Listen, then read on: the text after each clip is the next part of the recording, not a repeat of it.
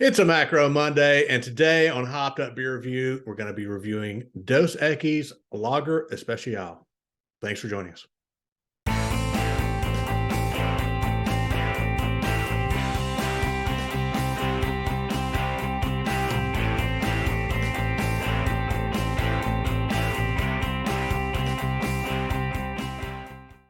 Hey, everybody. Welcome to Hopped Up Beer Review, the show where we give you our unprofessional and somewhat biased opinion about the beer we are drinking and reviewing. It is another Macro Monday, everybody's favorite Monday of the month. The very first Monday we will do and review a macro, and today is no different. Before we get there, I've got Andy in the attic, I've got Jay, and joining us today is Dan from FLX Beer Reviews. Dan, appreciate you hopping in. Welcome to Hopped Up Beer Review, and how can people find you and Mike if they want to check you guys out? It's a different space in the Hopped Up Beer Review world. I'm Dan. My co-host Mike, you're gonna be here, but we're FLX Beer Reviews. FLX Beer Reviews on Instagram, FLX Beer Reviews on Twitter, FLX Beer Reviews on YouTube, and yeah, I got it untapped. Mike's got one. Don't know the links. It's probably over in our channel somewhere. But yeah, hey, thanks for having me. Yeah, absolutely. Yeah. Thanks again for joining us. Thanks for coming. We're going to throw all those links down in the description. So definitely be sure to check out the work that Dan and Mike are doing over on FLX Beer Reviews. We're a big fan of their channel, and definitely one that you guys should check out too. With that, what are we drinking today, gentlemen? Andrew. There we go. The big boy, Dos Equis Lager Especial. It's a Mexican lager out of the Cervecería Cuauhtémoc Moctezuma, out of Monterrey, Nuevo León, Mexico. So did I get the little boy? Is that? Me too. No, just remember, I'm tiny, and this is a normal 12-ounce can. To be fair, Ben told me to bring this one. If I knew I could have had more beer, I would have brought that one. I'm just saying. Oh, Ben, did you specify bottles? I mean, I didn't, that was not what my intention, but we just said Dos Equis, and I was like, I didn't clarify, so I apologize. Big boy. I apologize. Hey, you know what? I'm thirsty. Yeah. Think so. So I've never had this one. You've never had this beer? I've never had this beer. Seriously? Wow. Wow. Well, I've always opted for like the Coronas of the world. So yeah. Interesting. Well, we do have a tradition here. If you have not had the beer, you go first on the review. Oh boy. I kind of, I'm hesitant to make a visitor, if you will, go first, but we might have to see what happens here. This thing looks pretty clear. Oh, yeah. Carbonated. Yeah. I mean, my head is almost dissipated. Yeah. It's interesting that you said it. So you foreshadowed something there. So thank you. Cheers, all mates. Right. Cheers, mates. Cheers.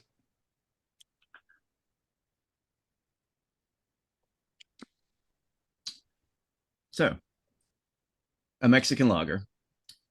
It's also referred to in Mexico as a clara, C-L-A-R-A, meaning clear, light. It's 4.2% ABV, 10 IBUs. It was originally brewed by a German-born Mexican brewer for the brewery.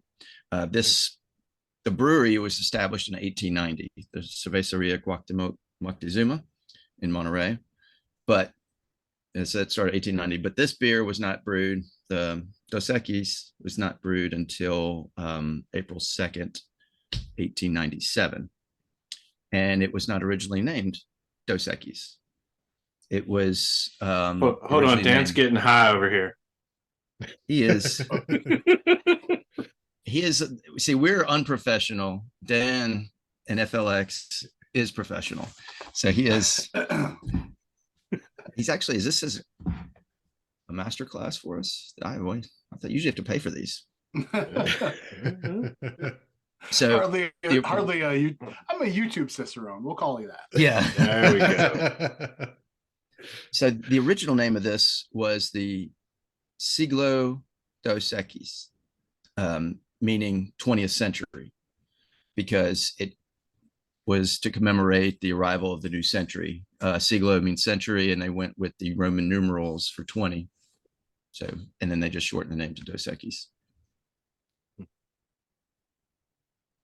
So, the brewery, 5 founders, 1890. So they didn't get their first beer barrel going until 1893. They won first prize in Chicago. It was a Carta Blanca was the name of it, that brand. And they also won at the Chicago and Paris World Fairs, first prize for that Carta Blanca.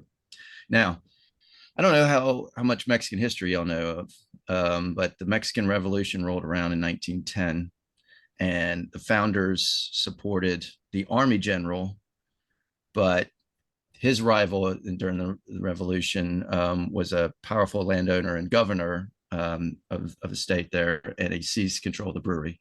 They fled to Texas, but they reacquired the brewery through the intervention of the U.S. and Russian diplomats. Fast forward 100 years, because nothing else really matters then. And 2010, Heineken acquired them, and they've got a bunch of beers under the Heineken brand. And I had to write them down. A lot of them I've never heard of, because a lot of them are Mexican beers. But you get the Carta Blanca, Sol, Indio, Bohemia, Dos Equis, Tecate, of course Heineken, Amstel, Affligem, Kloster, Canilla, Lagunitas, Strongbow, Ladron de Manzanas, Miller Coors, Moctezuma, because Miller Coors, Heineken, they're all Noche Buena, Costa, and Cito de Kaiser and Superior. So I feel like you just said Heineken rules the world. That's pretty much. Yeah. Well, it's Heineken and InBev, AB InBev. They're just like conglomerates that swallow up. But it's not like they're trying, they want that, but at least the small breweries want the distribution too. So, they're, as long as these macros don't meddle in how they make it, I can, because that means I can get more of it. I find that very interesting. They own Tecate as well. It's like a direct competitor, Well, it's interesting because the Modelo brands that has Corona in it. The Modelo group has Corona, Modelo. I think they have Pacifico, Estrella, Jalisco. So those would be direct competitors too. Yeah. Corona and Modelo. The old saying goes, if you can't beat them, buy them. So it's always an option out there. We have discussed this in the past, Dan, on some other things about Corona. When I was down in Mexico on a couple occasions in different parts, not just like the Riviera, I was with family down in southern Arizona, and they vacation at this small little resort town in the northern part of the Sea of Cortez, where Baja is, and you have these advertising placards on restaurants and little bars or in little groceries. And, in the US, it would be like Coca-Cola at the ends and like that. They have Dos Equis, Tecate, Sol, Pacific, but I could not find Corona.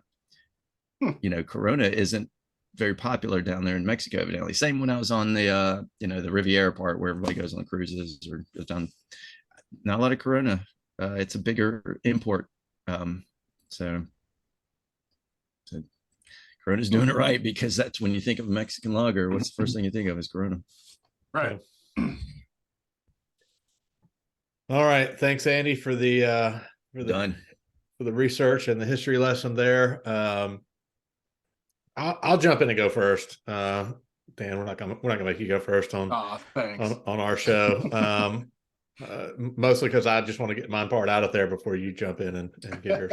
But Dos Equis for me was one that, when I was looking for something other than, Bud Light, Coors Light, that sort of thing, Dos Equis was one of the first other beers I tried, probably because I ended up at a Mexican restaurant and that was, really more so the options. And it was one I started actually drinking a little more than some of those others many years ago. So it's interesting for me to have it again. I think, like a lot of Mexican lagers, I really want to lime with it, right? Because I think it would bring some of the flavor out a little bit better. But you know, I'm glad that I have kind of moved past these type of beers, because I just don't get a lot out of it. Honestly, it's. I mean, there's a little bit of flavor there, but it's obviously a macro to me. The way I just I don't get much in the way of flavor. It just seems a very watered down Mexican lager. Definitely compared to some of the ones that we've had in the past and reviewed on this show, either from Good People, or one of the steamboat breweries that's escaping me just this moment. But all that being said, I mean, to me, this is a typical macro. I'm going to give it a 5, just for nostalgia purposes, probably more so than anything else, and move on. So, and Dan, we do a 1 out of 10 scale here, just as a reminder. Fully aware of that situation. Yeah, okay. Just throwing it out there. I failed to mention that ahead of time. So anyway, yeah. Yeah, best out of 10, but we got half scales. Yeah, you do. All right, cool. Yeah, I mean, I'll jump in. I agree with you, Ben. I mean, it's one of those that I think, because we're in the South, I know where I am. You can go to every street corner and there's almost a Mexican restaurant. It seems like, in a lot of cases, and especially over the years growing up and whatnot, and nowadays. So that's probably why we've seen it more, I don't know, than you have, Dan. But when you would go out and try things, you probably just have the Corona versus this. But they used to serve these in the big tall glasses. I mean, we would get them and they'd have like an elephant's foot and they'd bring it to you. I always preferred the amber over the lager, quite frankly, from Dos Equis, especially when you got it on draft.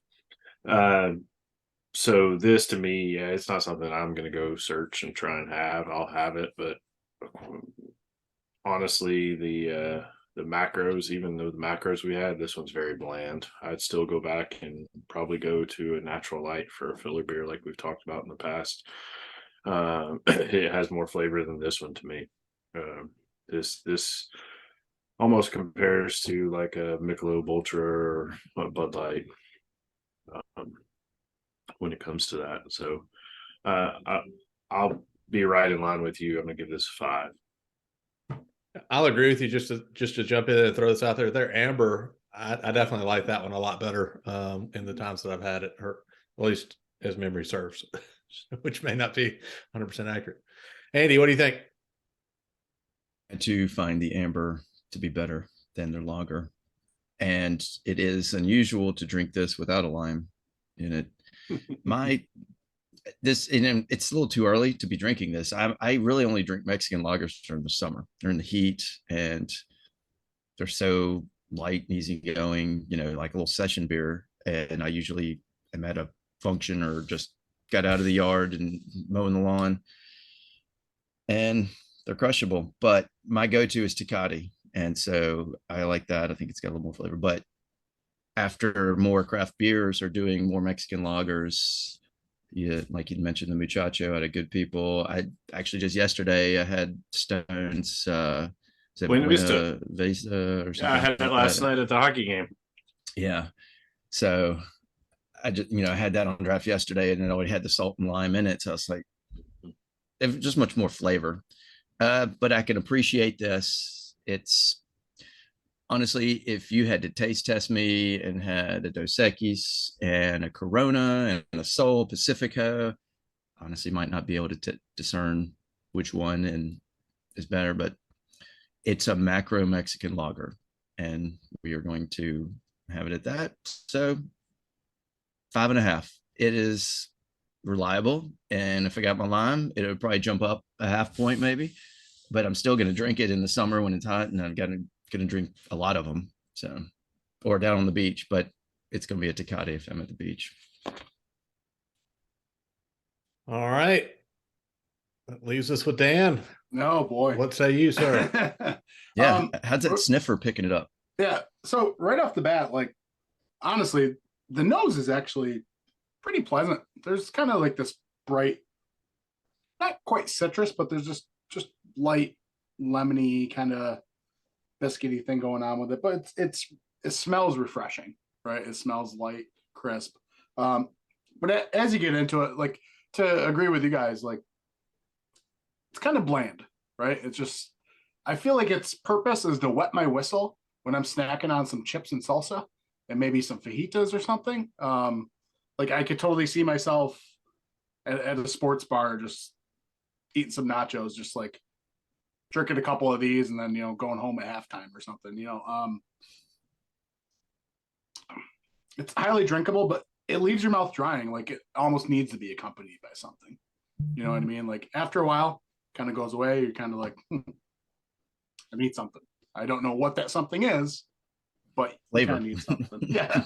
But I really do feel like this is a beer that's meant to be just at a party and accompanied with like snacks and stuff. And it's just like 4.2 ABV. You're crushing these. I mean, I'm doing all I can just to save some for the end of the review. Yeah. You know what I mean? I think we're all there. Well, that's why I got the big boy. Yeah. Oh, I would have if Ben didn't lie to me. Sorry, Dan. Anyways. But no, it's what it is. I guess out of 5 or 10. Yeah, out of 5. Yeah, it's just middle of the way. It's there if you need it. Not something I'm gonna go back to, probably. If it's the cheapest thing at the next time I go to a sporting event, yeah, maybe I'll get it, but other than that, yeah, I'll keep getting Corona. Yeah. So.